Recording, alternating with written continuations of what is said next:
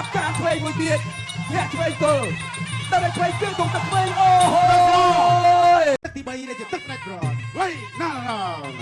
ផ្ដាច់ប្រត់ហើយគូទី3បីបន្តិចមកគប់ក្រហមមកគប់ខៀវ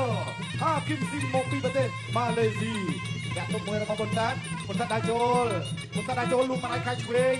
បាទចាក់ទុកមួយដើរចូលមកដៃខាងស្ដាំអូយពេញបន្តិចបានណែនមែនតែមកដៃនេះហាគឹម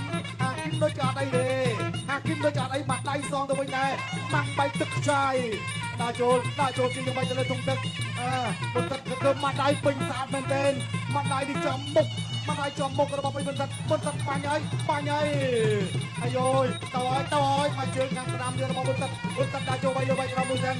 បន្តិចឃើញហើយអាចក្បាលពោះឬក៏មុខបន្តិចអាចញ៉ាំអាយ៉ាតមកវិញមកដៃ2ដៃ3ដៃ4ដៃមកកែងចុងក្រោយនេះបន្តិចដើរចូលទីដើម្បីទៅលើធុងទឹកអូ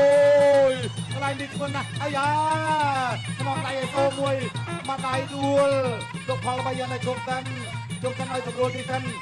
បន្តិចដើរចូលខាងម្ដាយកាច់ឆ្វេងបន្តិចដើរចូលវាយលើវាយក្រោមវាយស្រាំមួយកែងកន្លែងនេះមួយសិនមកកែងទៀតអូ